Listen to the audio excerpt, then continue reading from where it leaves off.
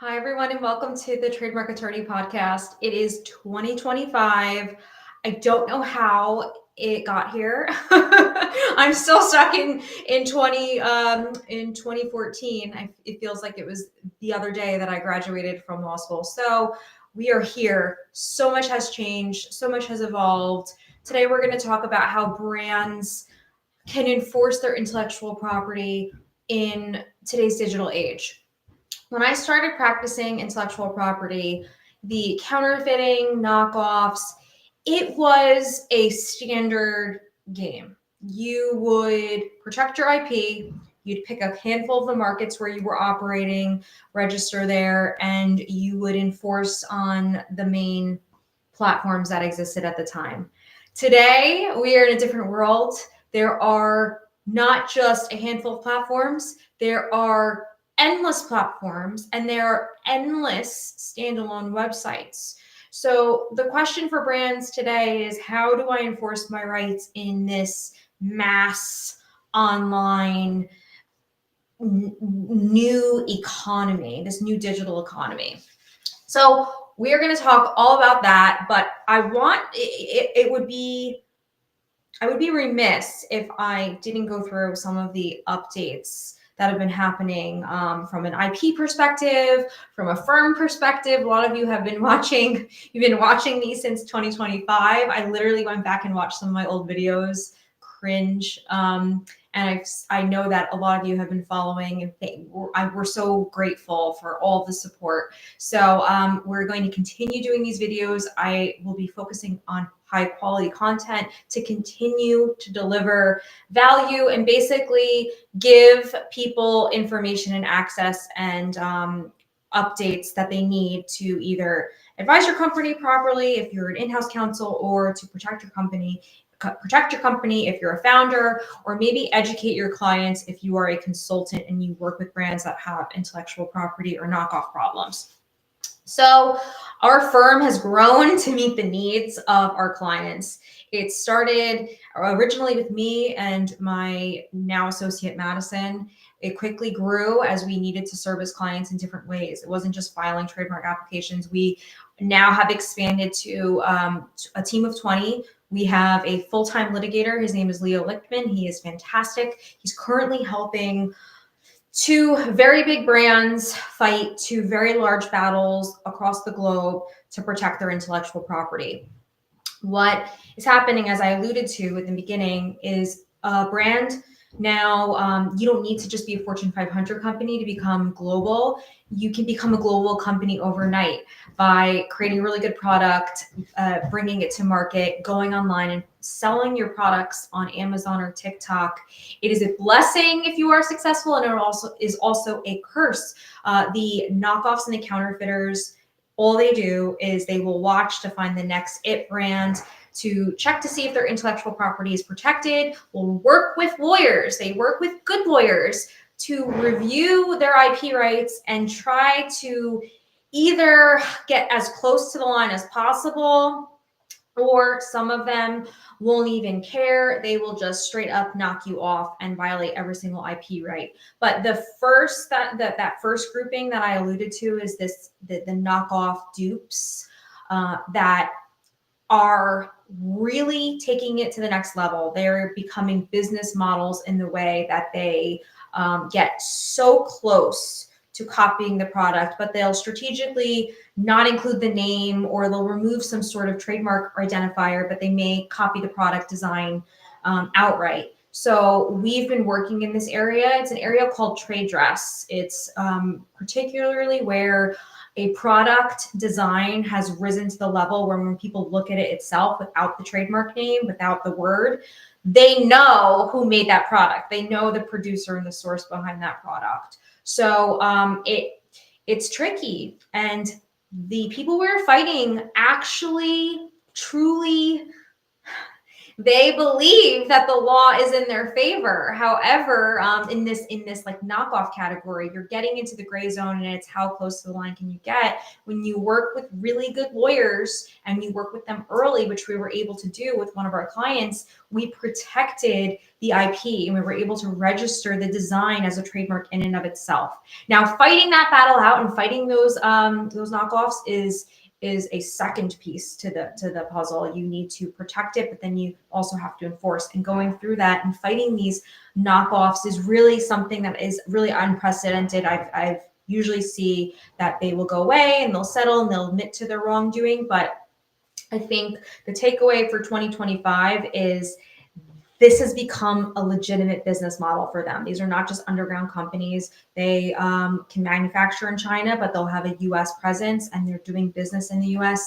They're making hundreds of millions of dollars knocking off US brands, and they are hiring good lawyers. They're hiring some of my colleagues to represent them and try to get as close as possible. So, with that, we've expanded. We have our litigation group that's been doing all of that. We also have our new patent attorney, Angela Cox, who is fantastic. She came from in-house earlier. She has a background in tech, and she also helps our clients protect their designs, which, as we were saying, in this world where it's becoming more of a business model, they're trying to make it a legitimate business model to knock off products. You have to be on the offensive. Brands, you have to be aggressive in registering your design patents, registering your design rights. You can use EU and UK design rights. It is a totally separate right that's beyond patents that you can get added.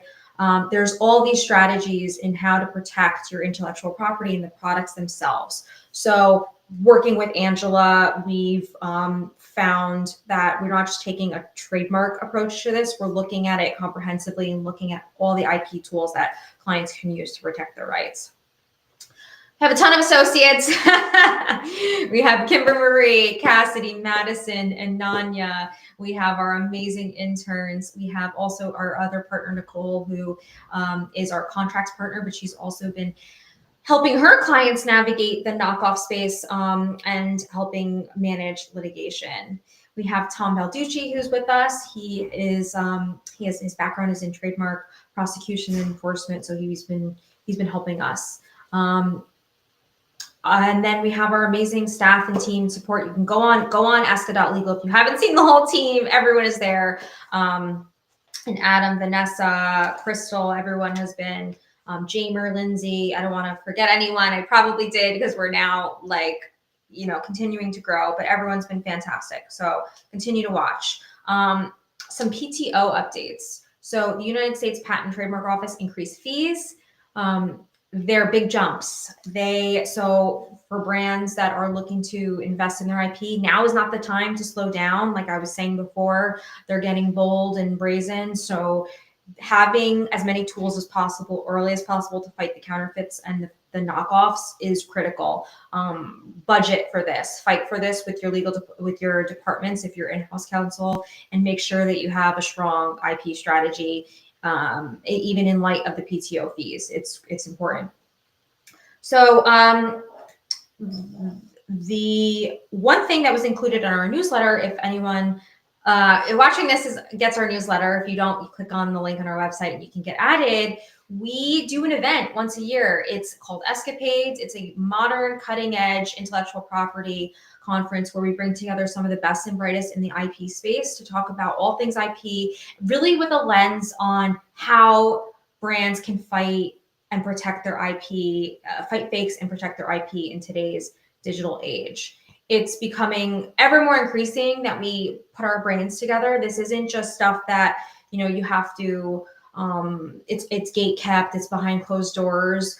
We are doing things like this to share as much as possible because the fight against fakes is real. It's literally changing every day. Every day there's something new. I think a lot of people were just hoping TikTok would go away. Of course it wasn't going to go away. Let's be real.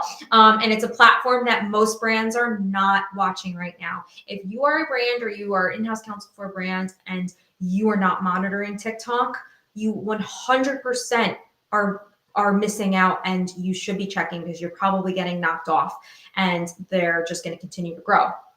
Most vendors, to my knowledge today, don't offer social media. They're starting to because it's more manual searching, but it's okay if you're working with a vendor, ask them about social media add-ons to monitor. And if you're not working with a vendor, you can get someone either through our firm. We have people at low billing rates, or we can help you train someone on your team, which is what we're doing for another client on how to monitor on TikTok in particular and Instagram for those types of posts. And the shops, TikTok shops is crazy. If you've never seen it, if you never see TikTok, please download it right now and go look at it.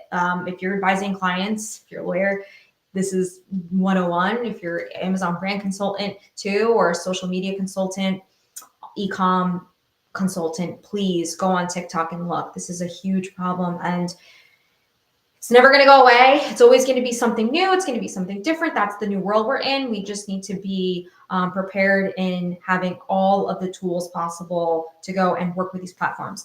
The good news is that the platforms are fantastic. TikTok is fantastic in terms of enforcement. They've been working with our team. We're getting great results working with the team there. And Andrea, who is a former CoreSearch employee, she's been working with us. Shout out to Andrea.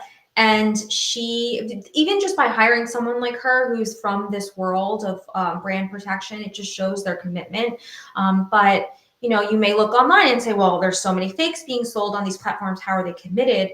The reality is they want to work with brands, but there's so many brands that the squeaky wheel gets the grease. So you want to work with lawyers who have relationships, know what they're talking about, and can get stuff removed quickly. That's really the secret to being able to handle the counterfeits and knockoffs right now in today's ever-evolving digital world. The last update is, I should tell you the Escapades date.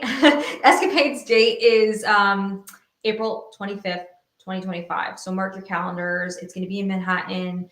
Click on the link in my Instagram bio or go to our website. You can also get the information there, but you should definitely sign up. So, okay, let's talk about, I'm basically talking about how to protect your brand as I'm speaking. That's the purpose of these lives, is just to be really real and authentic and give whoever's watching this as much information as possible. We are in an information environment. It's almost information overload when it comes to this. Although I feel like people are not talking about it enough and opening the closed door. So we're going to open the door and show everyone the secrets behind what we do.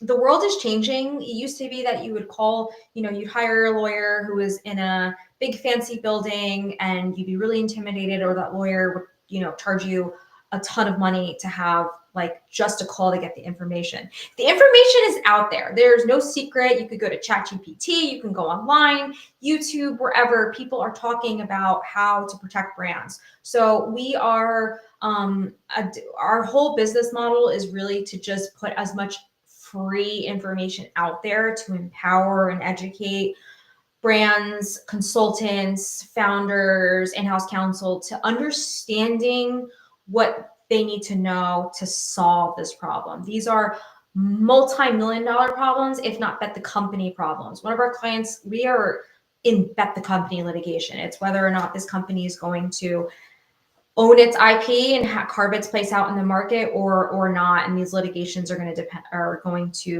determine that. So we came up with a 4-step method.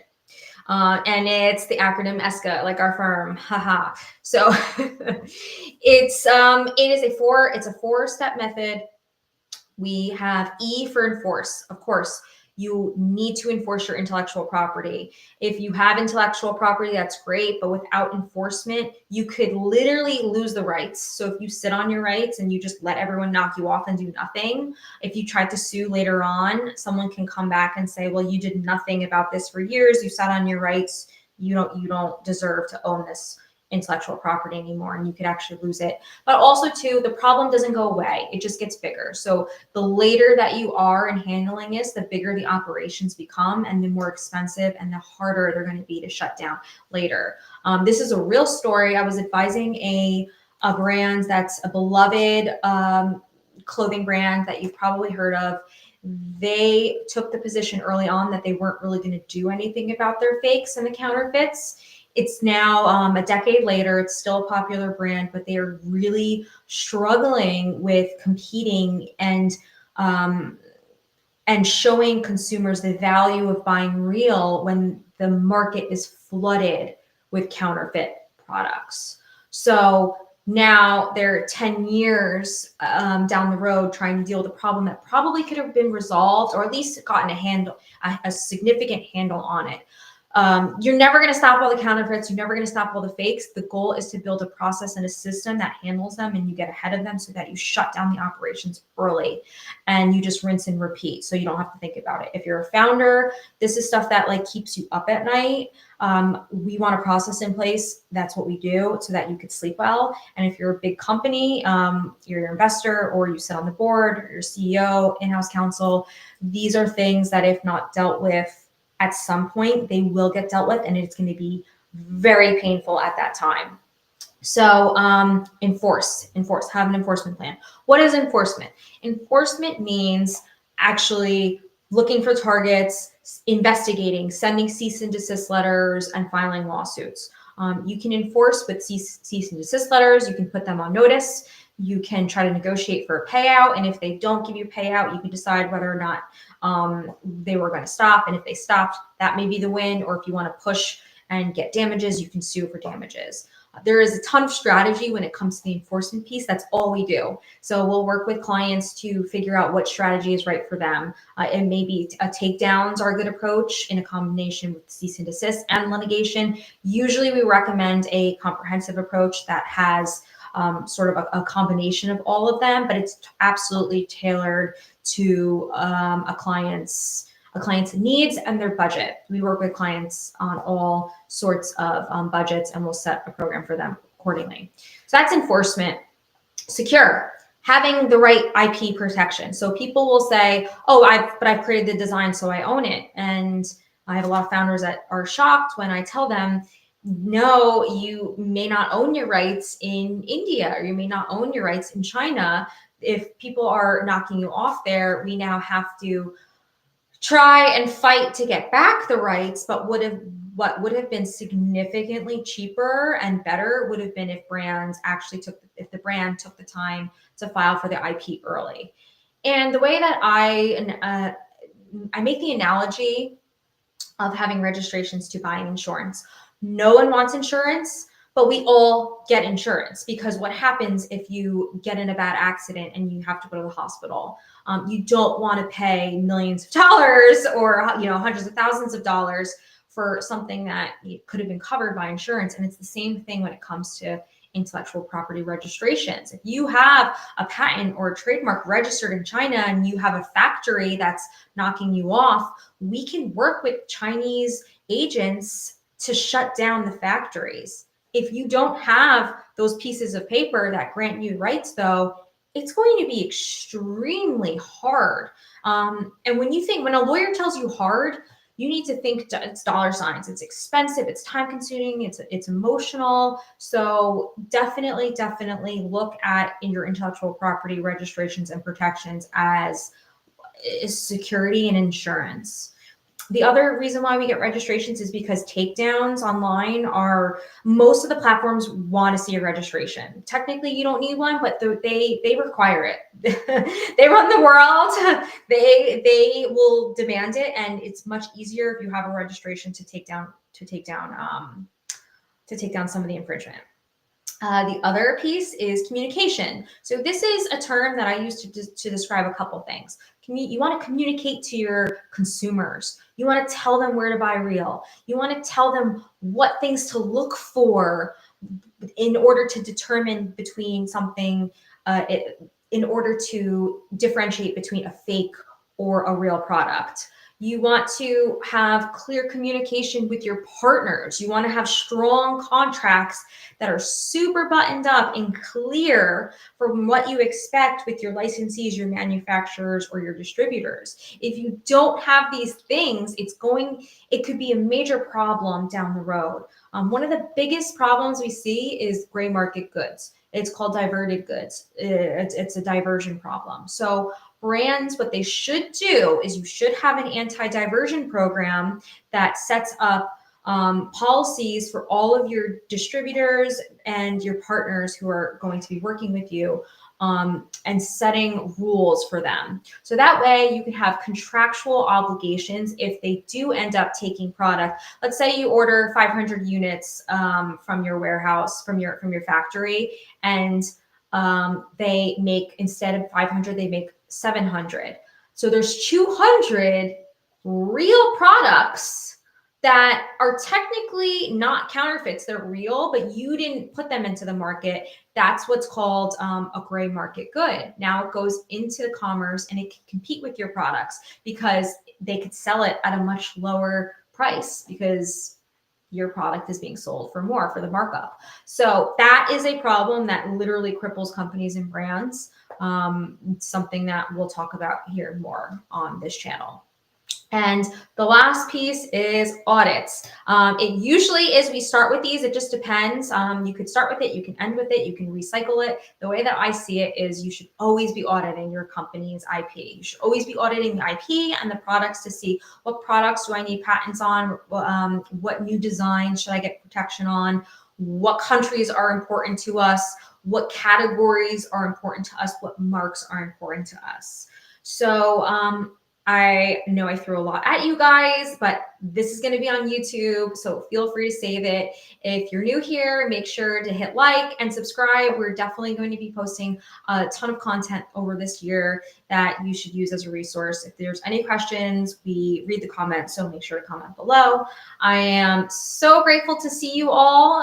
2025 is going to be a big year with it's not going to slow down. TikTok is here. TikTok is still in force. We are going to see a lot of things in terms of counterfeiting, enforcement, knockoffs. So just stay ahead of the curve, stay informed, be in the know, and make sure to follow.